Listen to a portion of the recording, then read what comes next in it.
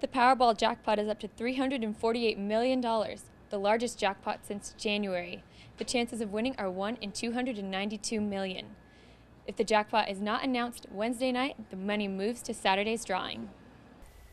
President Obama plans to create guns with the same technology as your smartphone in order to reduce gun violence and accidental shootings. These smart guns would only work in the hands of their owners, using the similar technology to Apple that uses your fingerprint to detect your identity. The president took to Facebook on Friday with this announcement. Just a few hours ago, 3 former SJSU students were convicted of misdemeanor battery charges for bullying their black roommate. The crime occurred in these dorm rooms where the victim says his neck was forced around a bike lock. However, these students did not get convicted of any hate crime charges. San Jose State prides itself on being a campus of diversity and proudly displays such. Today was no different.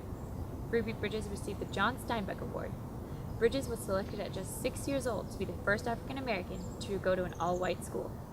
Not only is November a time the leaves change, the air gets cold, and the homework piles up, but it's also a time to raise cancer awareness. Before students can go home and enjoy the holiday season this year, they must complete their dreaded final exams. But finals aren't just stressing out students. They stress out the professors who give them as well. Professors such as Mary Williams, who teaches English, are required to administer some type of final exam activity on finals day. However, they do get to choose what type, whether that be a test, paper, or presentation. This is the time of the semester where we're just like the students. We're like so exhausted and done. And yet, the finals, we get lots of grading. A lot of factors play into which type of final they choose, such as content and class size. Thalia Inagos taught engineering before becoming the vice president of graduate and undergraduate programs. I had a large class with 500 students, and there was no way that we were going to be able to grade it if we gave a really long essay exam. So in that class, we gave a multiple choice. Like this right here, this is just for one class. I've got this times about 5 right now that I've got to get through before the end of the semester. Much like her students, journalism professor Donna Nichols is also stretched for deadlines. At this point in the semester, all professors are calendar constrained. And you have a week at the most. It could be 5 days to get it all done. So the final exams, they end on the 16th. Your grades are due on the 21st. That doesn't give you a lot of time to do the gradings. And the time between the last final and when grades are due is relatively short.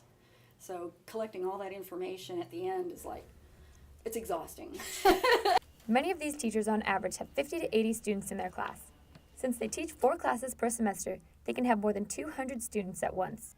All of these grades have to be individually submitted. The rewarding part is after I hit review grades, approve, final, send on the last class, and then I take a deep breath, have a big glass of wine, and I'm done. Some of the ways students can stay a step ahead is by visiting Peer Connections in Clark Hall. Advice professors gave was to rest up, have a big breakfast, and study hard. On campus, Jessica Munday, Update News. The Student Union construction and renovation has been underway since 2010. The expansion phase was completed last summer and brought new dining options like Taco Bell and Jamba Juice to the new Student Union. The second phase of construction is the renovation of the old Student Union. And with it comes something San Jose State has never had, a Starbucks. Excited. I like Starbucks a lot. I go at least a few times a week, so it'll be nice to have one on campus. Downtown San Jose already has 4 Starbucks. The closest one to campus is about a 5-minute walk down Paseo de San Antonio. I think I would definitely go more often if it were like on my way to class rather than back here. In 2010 and 2011, the Student Union conducted surveys on the student population to see what food options they wanted. From the student perspective, as many options as possible is a great thing. Some people love Starbucks, some people love Pete's Coffee, so we really do try to have a variety for the student population. Some students, however, aren't as thrilled about the new Starbucks on campus. So, the reason I'm not too excited is because Starbucks is already expensive as it is, and I honestly think we need cheaper options. The average cost of a Starbucks coffee is $3 to $4 depending on the drink. I just had a pizza right now, and the only reason why I had that was because it was like $4 for a slice. And honestly, I wouldn't want to eat pizza every day, but I mean, if I could afford it, I'd have healthier food. This nearly $90 million project was set to be completed by August of this year. However, it is not quite ready to be opened. We don't control the construction date, so we just kind of take the dates as they propose them. We are hoping that we can have the facility open for the spring. While it may not be ready for pumpkin spice latte season, the new student union will hopefully be completely up and running by later this March.